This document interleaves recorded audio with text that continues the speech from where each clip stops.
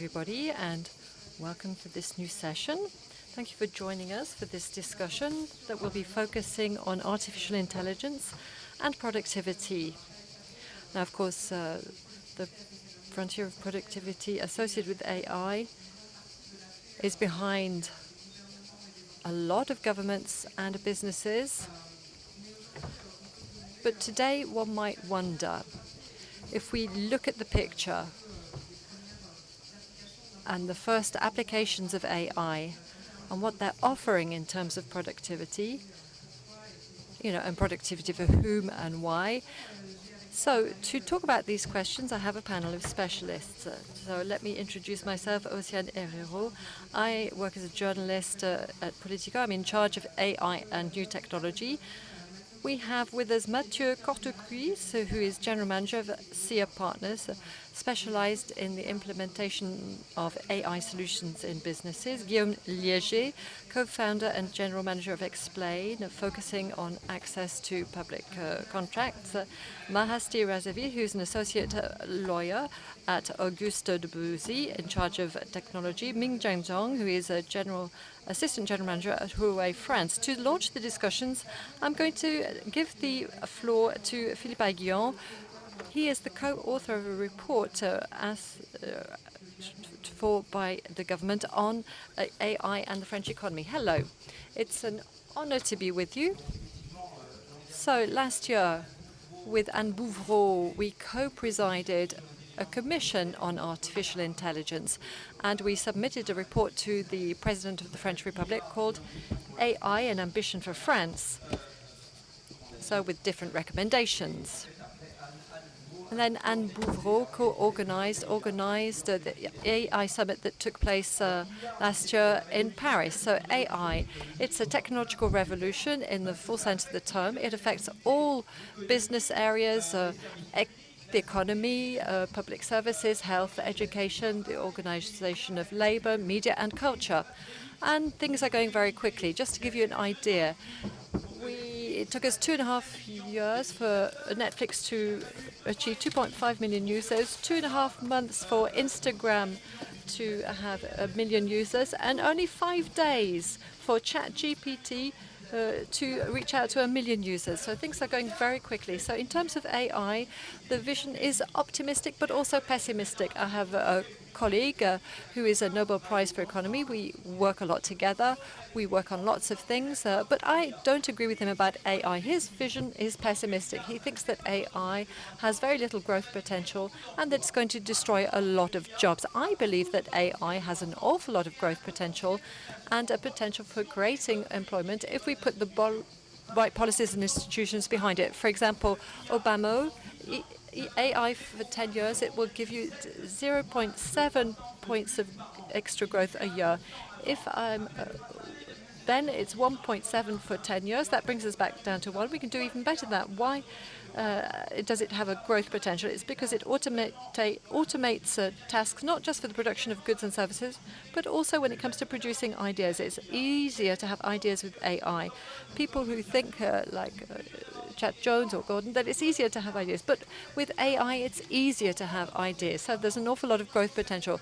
But competition has to adapt to that. If there's no competition, big blocks will have an effect on small ones. So companies who adopt AI, they create jobs. Why? Because they become more productive and more competitive. And so the world demand shows that this needs to be focused on. So the potential for it to be maximized, you need to have a good education system and good flexible security. So if you like, the question that I'm going to ask to you, do you think that AI has a growth potential and a potential for creating jobs? And can the state help? Do we need industrial policies? Do we need public investments? Do we need too many regulations or few regulations? And what about the environment and AI? AI is energy, but Veolia uses AI for detecting problems in terms of water counters. So they're reducing they're reducing the waste that has to be processed. The balance of AI still hasn't been defined. What is your vision in terms of jobs, employment, growth, energy, inequalities relating to artificial intelligence in businesses? Those are the questions. Thank you. Matthieu, COURTECUISSE.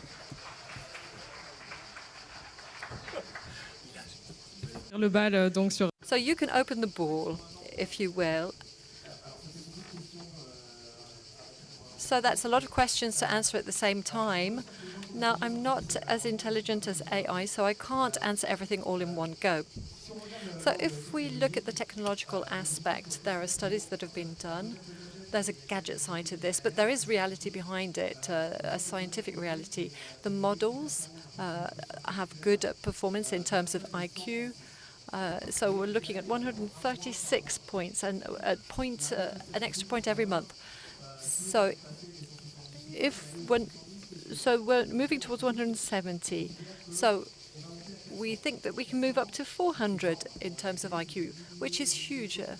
We're talking about thousands of times more intelligent than Philippe. And this is a challenge for all of us. Now, May was asking the question 2 years ago. The question is AI going to provide productivity for employees or replace them? Because that's what people are afraid of. So if you had asked me 2 years ago, I would have said, well, the idea is an increase, especially when it comes to the service sector. So we're talking about an incremental trend rather than a break. So I've changed my mind. We have a lot of AI projects that we run on a day-to-day basis. And what we're seeing is that, yes, there are always projects that don't have too much productivity, but then there are other projects that provide productivity really massively in the world of work. So then there's the question of adoption. So to be concrete, there's a revolution that's rarely mentioned when it comes to AI, and that is multiple languages. Here, we've moved into a flattening of the world, a new form of globalization. For the first time since the history of humanity, we can talk to each other. So I can talk to Philippe in Chinese, and Philippe can answer in English, for example. We'll understand each other because we'll be wearing our headsets, and we'll be able to understand each other in real time. And that's not science fiction. Maybe you've already used it. Google has just rolled out technology for video conferencing on their system. So the subtitles are given in real time. And so that's a way of taking part in a video conference. So the circulation of ideas, that's also important. So you're going to be able to have people who are in a back office in India serving a Japanese clientele. So we're supporting a client with 70,000 people in back offices across the world. And thanks to the technology, this multiple language AI and headsets, they can get rid of 1/3 of the people who work. So that's a saving of 20,000 people, and we're only at the first version. So beyond that, from a macroeconomic point of view, and from that point of view, there are thousands and thousands of jobs in AI, in white collars, that are going to be in competition at world level with the labor costs that will vary from one country to another, and sometimes with levels of training and skills that are really quite comparable. So we're moving into a very important area. And it's not science fiction. It's for tomorrow. Thank you. Guillaume, LIEGEY, we've got lots of estimations about the impact of AI on the economy. What is your approach in terms of the impact on productivity? Let me try.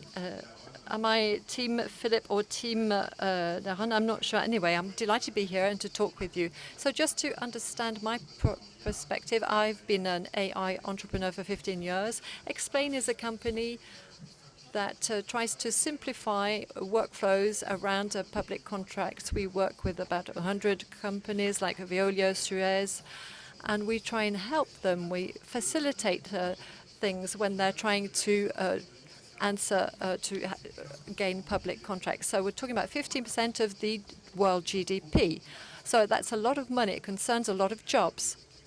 Now, what I would like to start by saying is to take a step back in terms of the phase we are. So the generative AI cycle is fairly classical. As for innovation with the wow effect, the expectations are right up there from the beginning. We thought that ChatGPT, when it came, would be able to do anything. But now we're in a very interesting phase from 2 points of view. The first is that the technological base has continued to progress. The language models today, the reasoning models are highly powerful, and they are increasing their power every day, and they're less and less expensive. The second element is that the notion of AI verticalization, so specialization in other words, that has become widespread. So let's take Altman. It's the horizontal AI company, and he said that if I had 24 businesses to create in the future, I would do it based on AI. So coming back to public contracts, that's my point of view. That doesn't mean to say that it applies to the rest of the world. So what we're seeing with AI is that we're finding it difficult to see the effects. A McKinsey report said that among the businesses launching prototypes, 80% abandoned for a very simple reason. They didn't see any scale effect. And I think it's just the start of the story. I have a conviction. Value creation will be based on specialization and AI verticalization. We're already seeing it today. There are lots of examples in coding, in the legal field, for example. Not in the broad sense of the term, you're going to see AI per type of legal proceeding. So I believe in the impact of AI specialization, which is underway. So if I take the example of public contracts, well, we're soon going to publish a white paper. We've asked all our clients and experts across Europe to try and anticipate how AI and public contracts can work together, what effects there might be, as long as, we're talking about businesses or public institutions. Now, probably you'll be going to the beach soon, and so you'll be able to read that book.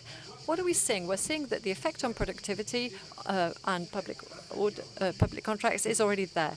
So we can divide by a factor of 15 the analysis time of a specifications document. That's real, and that's quite significant. Some of our clients are saying that they can respond to 4 times more calls for tender.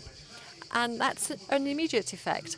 And perhaps to continue, the cost of answering calls for tender for businesses across the world represents 450 billion euros. That's more than the GDP of Denmark.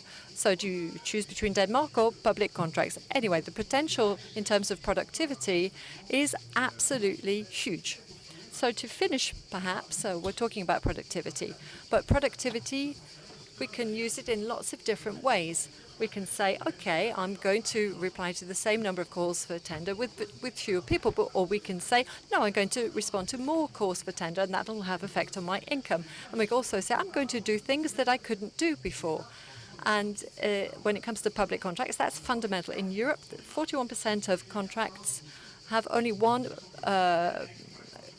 body submitting an offer. When you have one body submitting, it doesn't really work.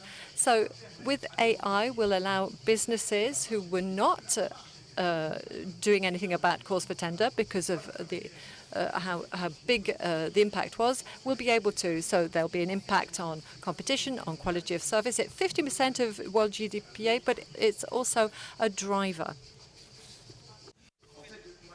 Now, to go in line with it, there was a Brinzelson study, my colleague in Stanford, and there's an American company among the 500s, and they give advices to SMEs who want to use software. They have employees all over the world in the Filipinos.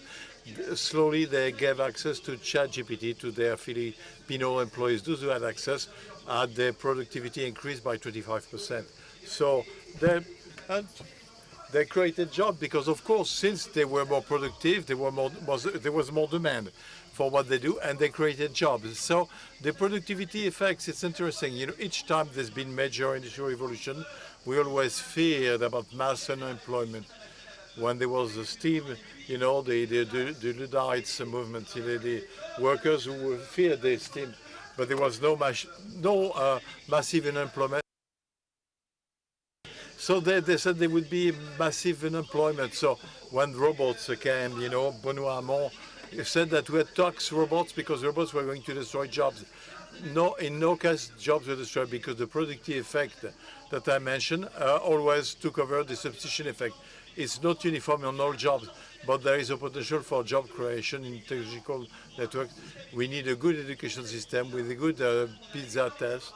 We do a lot of effort, we have a lot of efforts to make in France to improve school, and we need a true flexibility like the Danish. When someone loses a job, he gets 90% of his salary for 2 years. He's being trained and he's prepared for a new job. If we had a good educative system and a good flexibility, we are ready to take advantage of this revolution, not only for growth, but also for employment.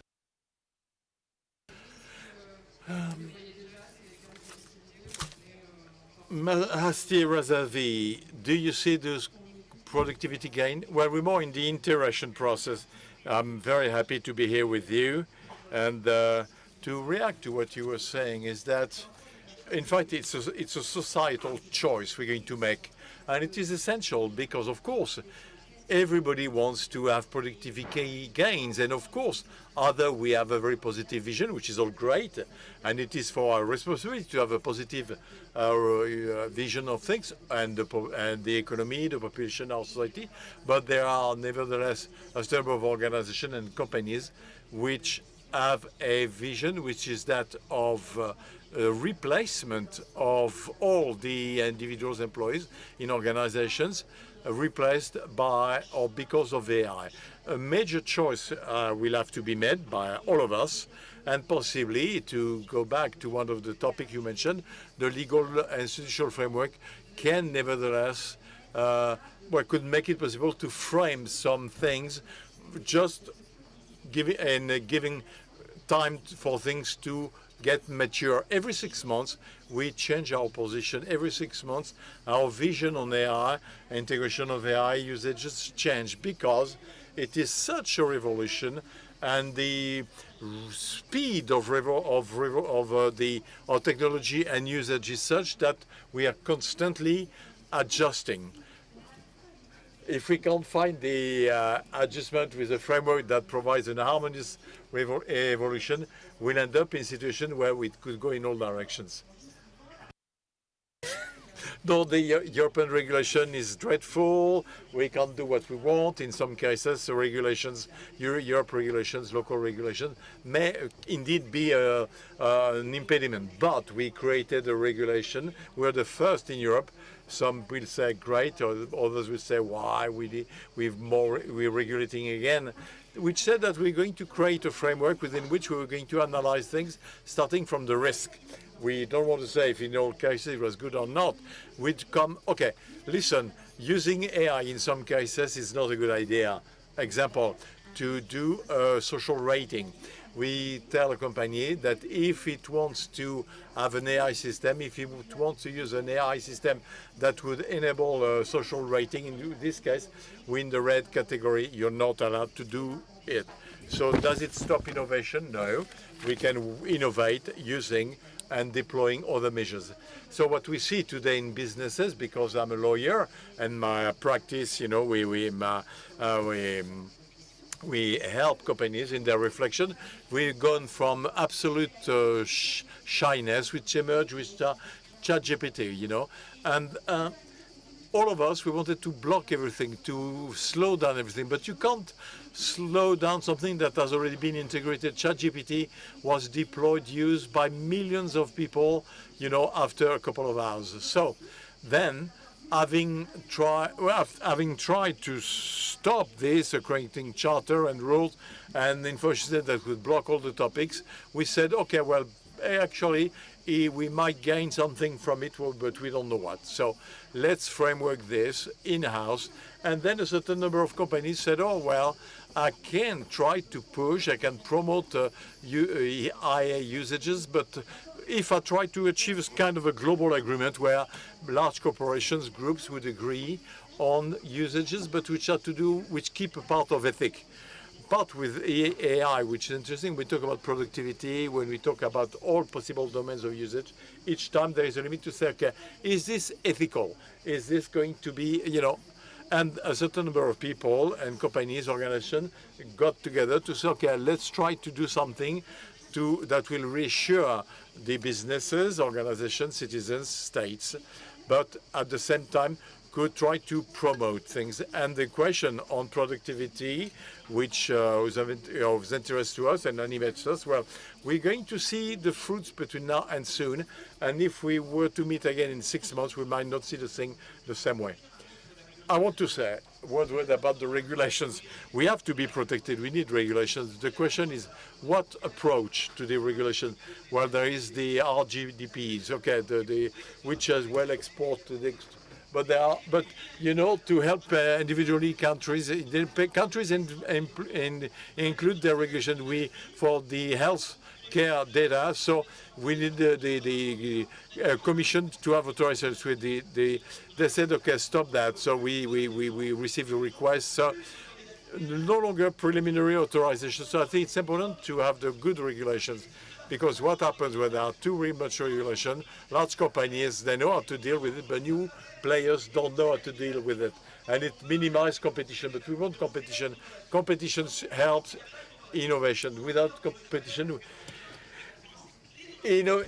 competition is key in innovation. We have new entries. For too much regulation will affect competition. So we need good regulations, proper regulations, especially in the healthcare data. We said they should longer need preliminary authorization for researchers to get access to healthcare data. So, I mean, we have to regulate it in a smart way without affecting competition, because competition is absolutely important. This is why competition is important, It's open source regulation, but not too much regulation. But Digital Market Act expanded to an entire value chain of AI, including the cloud. You need competition and good industrial policy, and I think it was the pillars of our report. Regulation, yes, but good regulations, which do not stop new entries.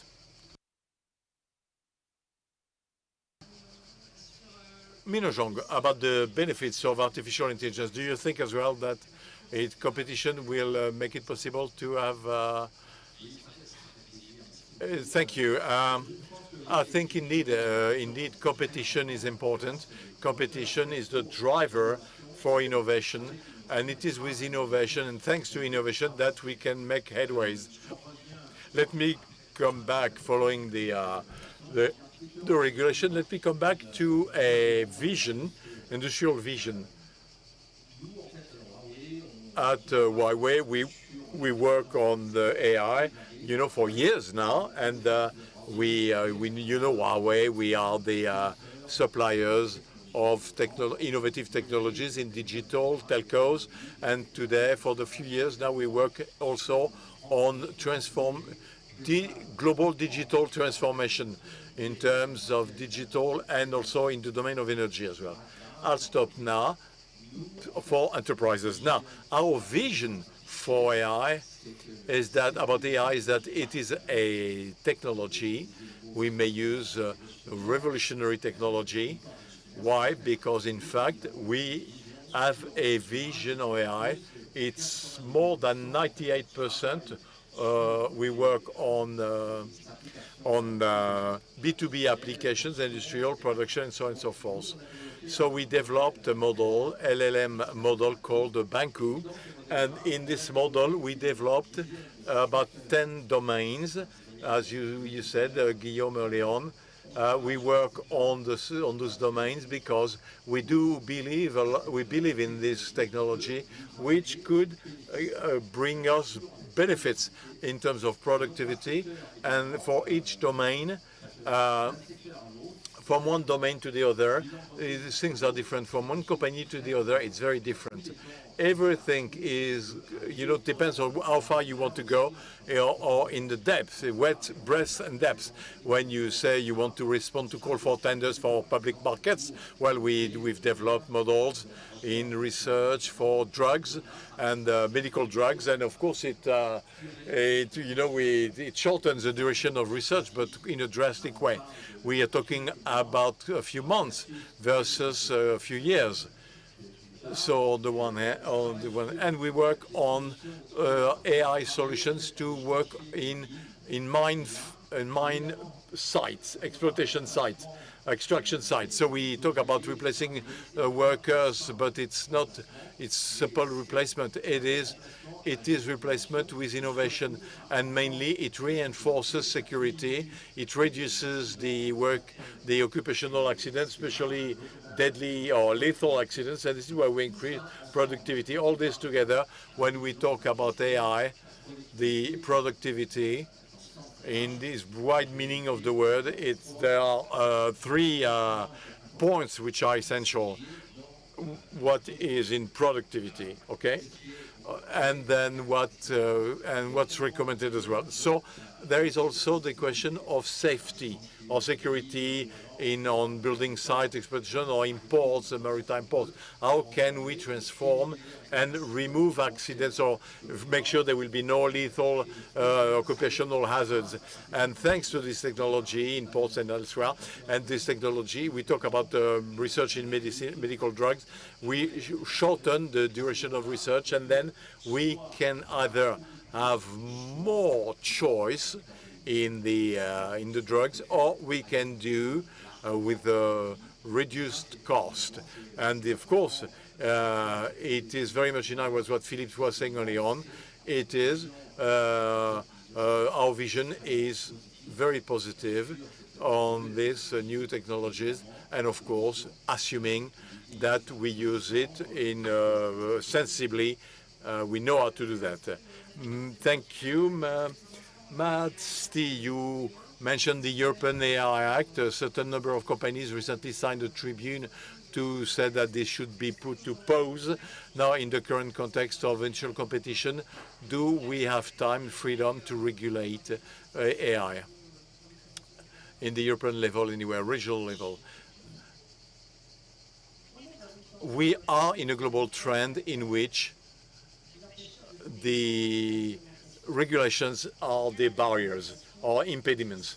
The regulations are some regulations are so constraining, stringent on a daily basis, not just because of their concept or clearly those are regulations that block companies, and especially European companies, in their deployment, expansion, profitability, and so on and so forth.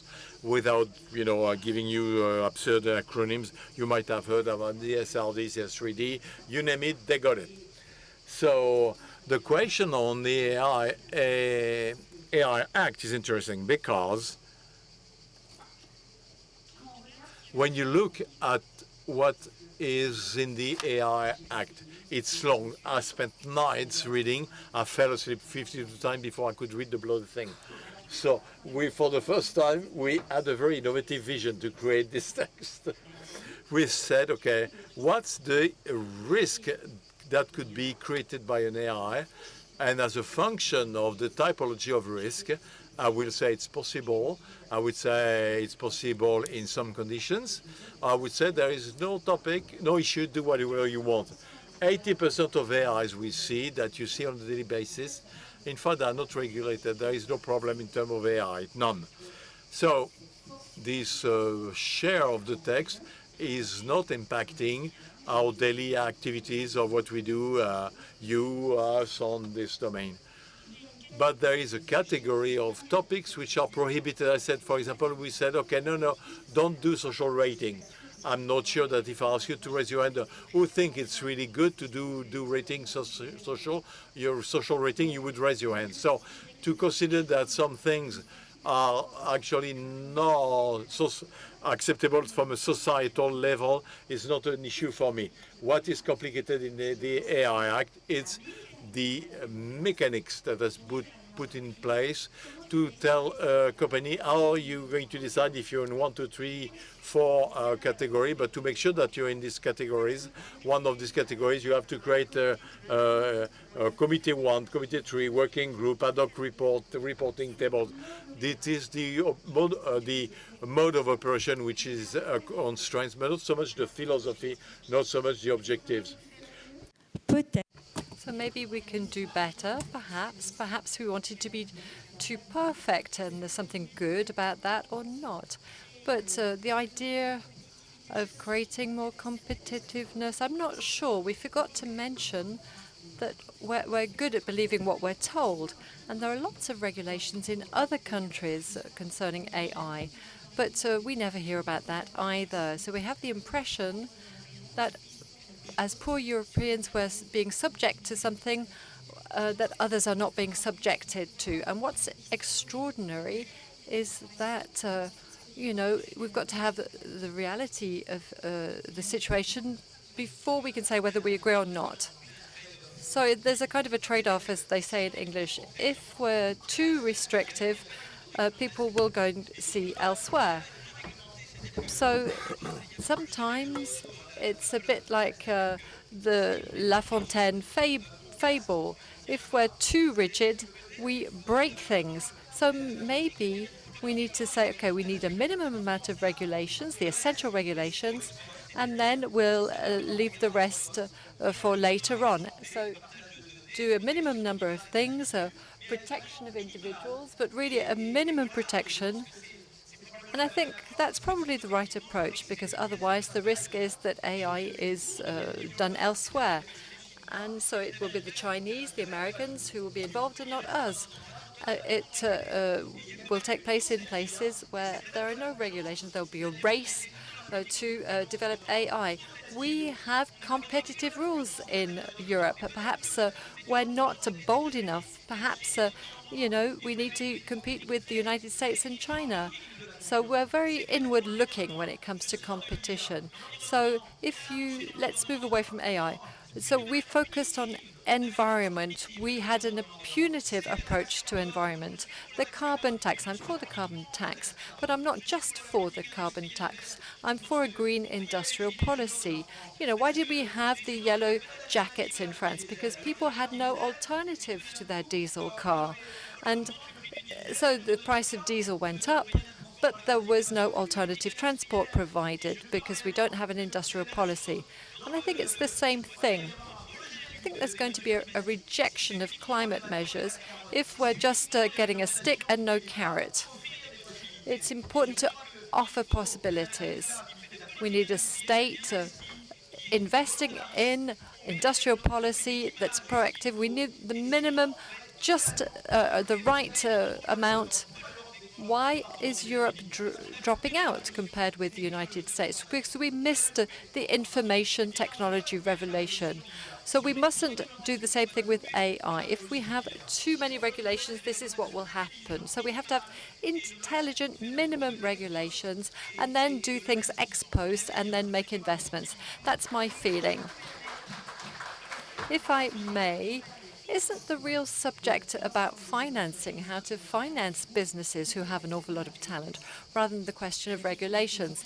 Yes, there's the question of financing, but there's also the question of adoption. What are the obstacles to adoption today?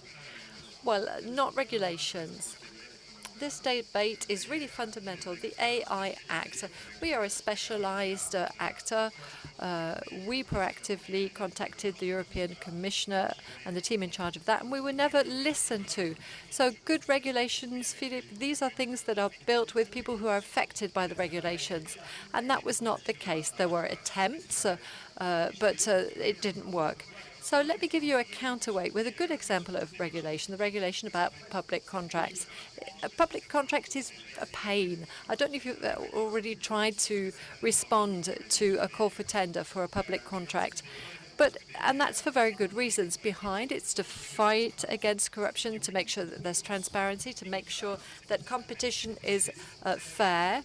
And that's why the procedures are very organized. And it's a good example because there are fundamental problems that I've just cited. The good news is you can remove part of the complexity by using AI in the right way. So the adoption subjects today, what are they?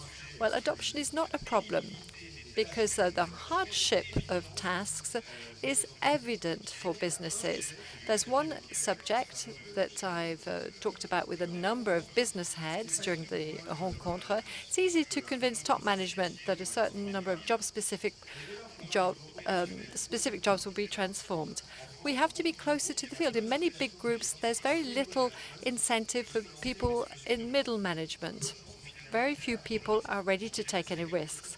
So if there's something that might encourage the adoption is to talk about use cases that work, to share success stories about AI so that nobody is sanctioned when they devote a new process to a startup that was created 12 months beforehand. And to come to financing, I don't think that there's a problem as such in terms of financing. There's lots of money that can be rolled out in France. But that money has to be rolled out tactically. And we don't have enough tactics in Europe. We're still a little bit naive, but that's not the subject today. And in terms of financing, let me tell you where there are sources of financing. Resilience funds for COVID, 600 billion euros. We only spent half of it. So we've got interests that we can still use. And France 2030, I think that part of that will be deployed to AI, or it could be deployed to AI. So we now have to invest in defense. It's not just about munitions and tanks, though. It's not what we had in the Great Wars. It's about AI and drones. Matthieu. Yes, I agree with one thing. It's very important. Let's take the example that I'm familiar with. The company Huawei that I work for, we invested last year, so a year ago, $24.8 billion. So if we are where we are today, it's because we worked on a global strategy. We work on CTI technologies, CIT technologies, transformation, energy transition, and investment is very important. Especially the right investment has to be made. Matthieu, COURTECUISSE, what is the right investment, in your opinion? We were talking about the difficulty of having European AI businesses faced with American competition. So investing in American solutions, is that the right way forward? Well, I'm cross. I'm cross because this panel, well, I live in the United States.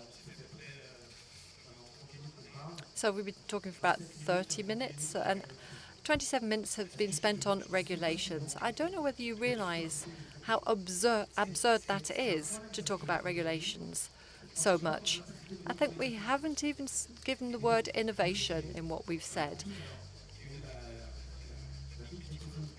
So the big beautiful bill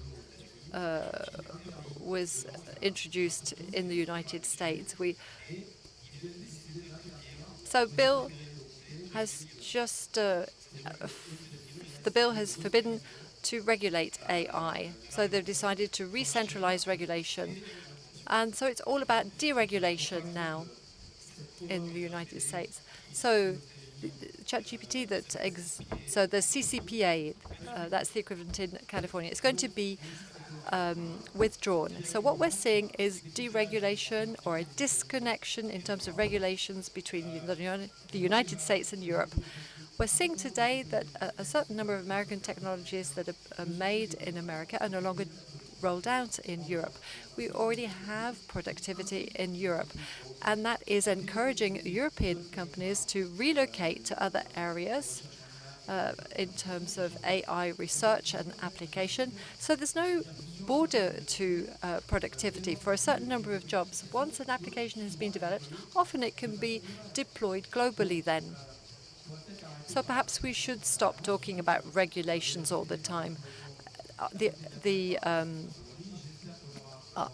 I hope we have a moratorium on the AI Act, which is awful.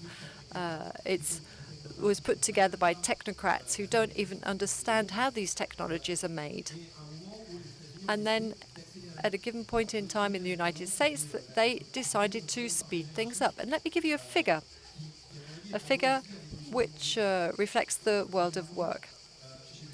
I saw a study. It came out in the Wall Street Journal about 10 days ago. The number of white-collar workers in the United States went down by 7%. And in this study, we see the fact that middle management is being withdrawn the most. So 2 to 3 times as fast as in Europe. So they're changing things. They're changing employment already in the United States. We're moving to a radical phase of simplification of organizations, driven by new competition from organizations with few employees or no employees who are competing with established businesses. And that's happening now. Now, regulations, that's not what we should be talking about. I'd just like to add one last point. In terms of macroeconomic indicators in the United States, unemployment is still low, but we're seeing an increase in the unemployment rate of young graduates. What's happening then? The business heads in the United States are beginning to hesitate to take on young graduates. They're not always very well trained. And the training, they are thinking about using productivity instead. So you're not going to. So if you take on somebody and you train them, are they going to stay with you? So we're still at the beginning of the curve, but it's a movement that is emerging. And when I talk with business heads in the United States, they say we don't want to take on young graduates anymore. So this raises a number of questions.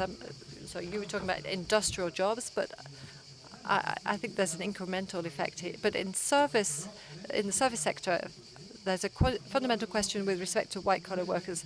There's a new wave of Uberization. We saw it already a few years ago with a relationship to work, with a contract that needs to be rethought, with contractual forms that need to be rethought. There's another act that is being negotiated in the States. It focuses on investment.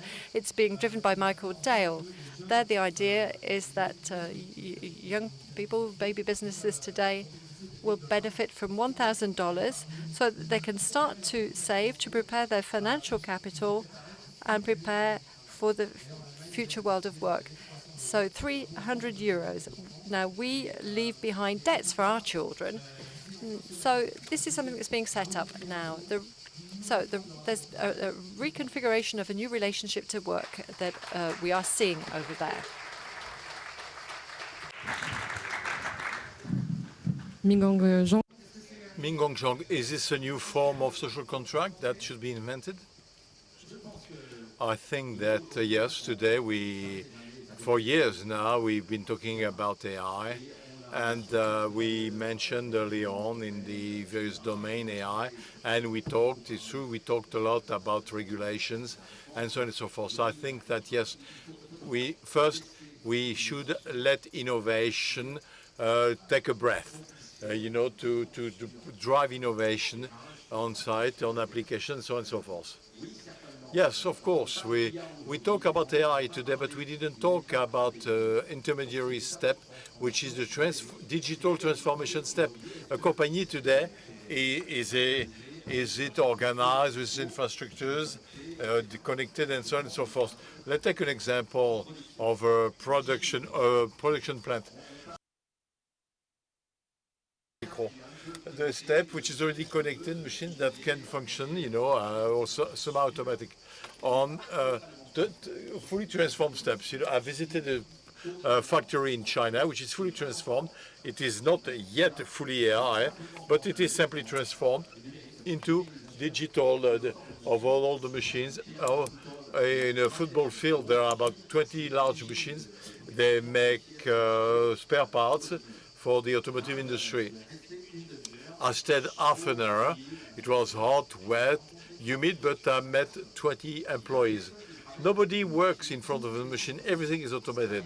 So clearly, I mean, this is digital transformation. Then, with these infrastructures established, we can talk about applications of AI. How do we do? Well, AI, there is also a level on AI. So, of course, we are experiencing a transition which is digital. We add AI, so certain form of intelligence, and also we are facing a huge energy challenge, environmental challenge. So indeed, I think we can no longer just sit down, or let's remain seated on the model today.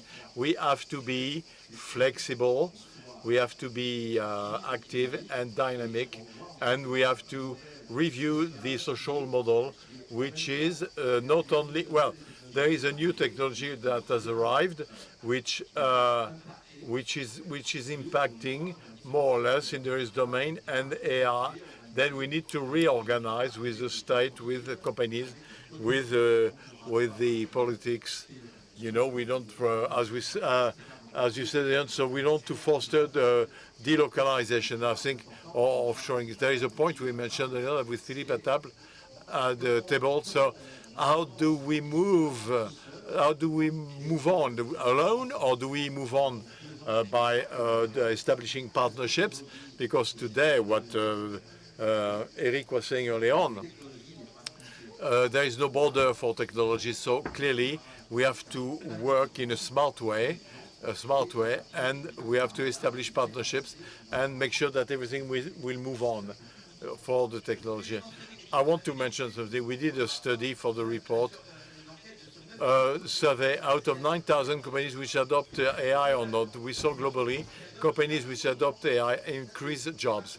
They could be, so these are statistics in many companies. Now, it's not uniform, but when it's jobs which are highly exposed to AI, where most of the tasks can be replaced by AI, and AI used for administrative functions, well then, it has a negative effect. But you need those conditions. That is, highly exposed job highly exposed to AI, and they are used in administrative function. If it is AI for security, for production, and so on, even there, it doesn't have a negative effect. Clearly, there are jobs which are exposed, but globally, for the time being, on the studies we have, we see a positive effect because companies which adopt AI become more productive, they increase their turnover, and they hire more people. This effect globally seems to be dominant. It might change in 50 years, but for the time being, this is the case. So what I say, moreover, that we need a new education system, a new school, because at school we learn to learn. You learn to be adaptable. This is the basis, and and then you have a good system for flexi security. Or you lose a job, you're retrained, you are get an insurance, and you react to a new job. We have to see AI in a different way. We should not be shy. We should have the good institutions, but for the time being, these studies that show a positive effect of AI, not uniformly positive, but globally positive of AI on employment. I can confirm, Philippe, the examples I talked about. We worked for a few years on about 10 domains. We deployed AIs in different domains, and indeed, each time there is an increase of productivity but there is also economic productivity, but also safety in different sectors at the level of safety and security, and especially jobs which are exposed to risk. Early on, I was talking about the exposition of mines, operation of mine. The mining industry. We're working with a connected 5G. We can go down the mine pits to make sure that the workers we will not be exposed to enjoying productivity and the benefits for the company, but for the workers, etc. And for the consumers, it's very beneficial. Matthieu, RAZAVI, do we need a US model and let AI take over in such a liberal way in the economic life? AI is here, and it is being adopted, even though in some domains, it is slower. But the reality is that it is here in our daily life, in the daily life of every company, and some don't see a future without implementing AI based on their activities. So I do believe that to dream thinking about changing culture and to become the US could be good, bad, I don't know. It's not the point. We're a country, we have our story, Europe has its own story. I don't want to, but we do have a base, and the topic is what's the best profit we can gain from that. And I do believe, once again, I remain very convinced that it's not just regulation in terms of AI that stops innovation. Reality is that to read the text and to understand is one thing, it's irreversible religion, but nothing in that text stops anybody from really do something amazing. Nobody is blocked, and we cannot be created. We have several champions in France. Mistral, amazing. We see smaller companies. Guillaume had to move, but anyway, mega success. So you can see that reality is not just regulation. It is the desire to conquest, to go beyond, and which is what we have to anchor in the pathway you mentioned of studies and that of conquest. Regulation is the Zakowski next to it. It's the Draghi report. I have a session with Mario Draghi. What does he say, Draghi? What stops rupture innovation in Europe? Each country has its own regulation. So there is no true market for innovation. So people who innovate don't have any innovation rent in Europe because each has its own market. So we need a single market. We don't have a financial ecosystem for innovation. We don't have any capital risk for underdeveloped or industrial investors. So we don't need a capitalization system, the Swedish. So, and then we don't have the RPAS, the equivalent of the defense advanced project in Europe, and we don't have a true funding of fundamental research. The IMPO research, maybe it stops the delocalization, the offshoring, but it doesn't do the rupture innovation. So de la BEX, yes. So, be it fundamental research, DARPA, or a single market financial ecosystem, or this is what's missing in Europe to produce innovation.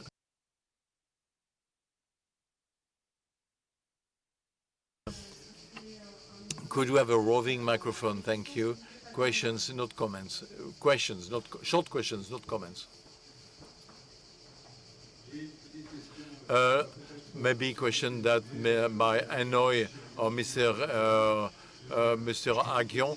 I want to decenter, and I will talk to the other participants, maybe for the others who didn't speak enough. So maybe we should pull out of the black box of the company upstream, pay attention to children today who are the AI children. They should start the autonomy efforts. So what will they be tomorrow as employees? That's the first question, and it could be interesting. And downstream, the cost for the environment. Well, maybe this will be an obstacle for the development of AI.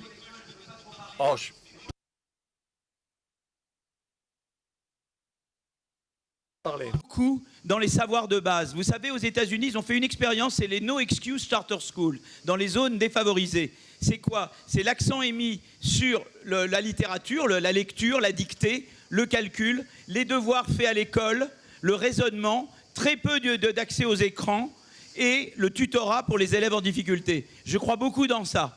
Donc moi, je suis pour l'école vraiment sur ces choses-là. C'est-à-dire que c'est fondamental. Effectivement, il y a le danger que l'écran ait un accès trop rapide. Je suis totalement de votre côté. Donc je suis très traditionnel sur l'écran. Je crois vraiment dans la maîtrise des savoirs de base. Mais je laisse mes autres parler. J'ai trop parlé. Matthieu, COURTECUISSE, quelle éducation Alors moi je voulais répondre. Maybe I can answer Philippe. The role of DARPA in the deployment of regenerative AI is zero. The role of the development of physical AI is zero. Why?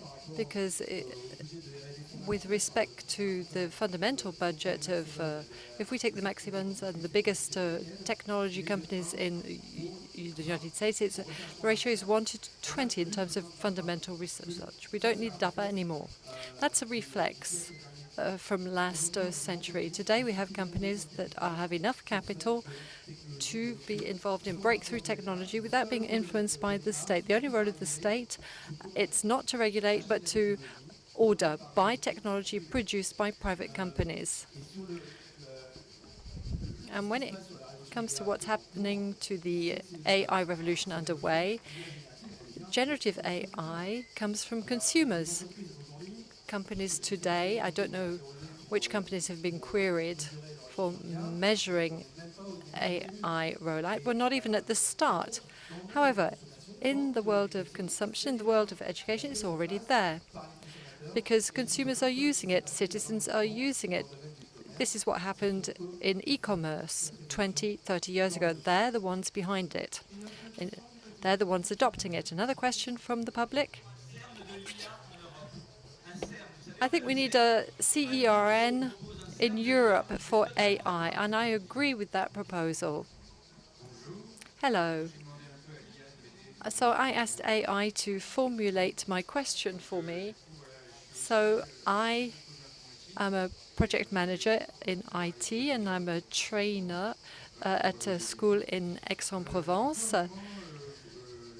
So there was a remark made with respect to certain business heads who find it difficult, who don't want to recruit young graduates. So my question is, well, what kind of young graduate profile are we talking about?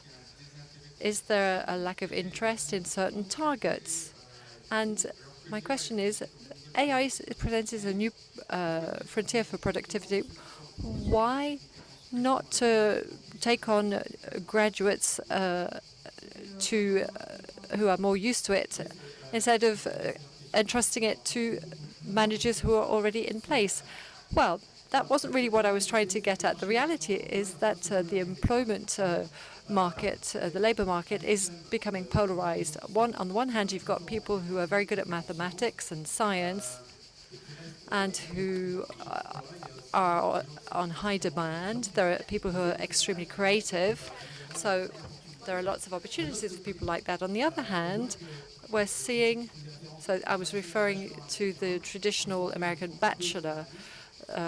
They have a general training. What we're seeing in the United States at the moment is that the pay for somebody with a bachelor's and somebody who doesn't have a bachelor's is the same.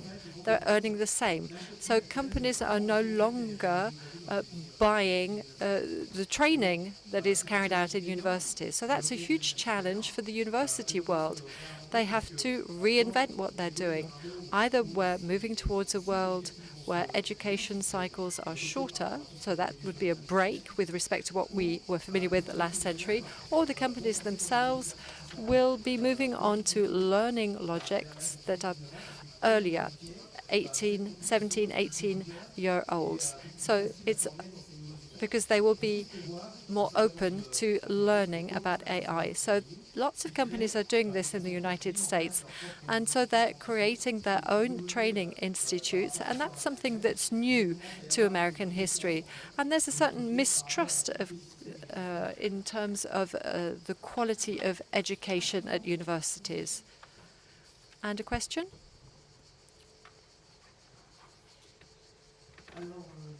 Hello.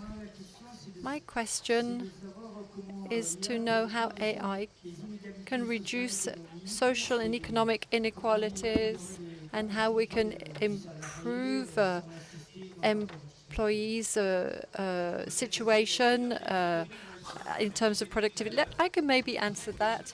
The Brindle study showed that those who benefited most from AI in companies were people who were the less productive and with the least experience. So that's where inequalities were reduced. But in terms of recruitment, it might make them even worse. So the effects of inequalities from AI are ambiguous. You can't just give a black and white answer. But I think once again that this is where the educational system is important, that social mobility is important, and that we really need to have a system like the Scandinavian model. I like the Danish model. I think we need a Danish social model so that we can make sure that AI can help. It's not about being for or against inequality. It depends on the institutions that you have. If you have Scandinavian-style institutions, I'm pretty sure that we would be able to increase production and employment and not make inequalities bigger. So if we had an American social system, I would be very pessimistic. I'm very much against that, and I'm for the Scandinavian model. Thank you for the discussion. Thank you for taking part in this session with us.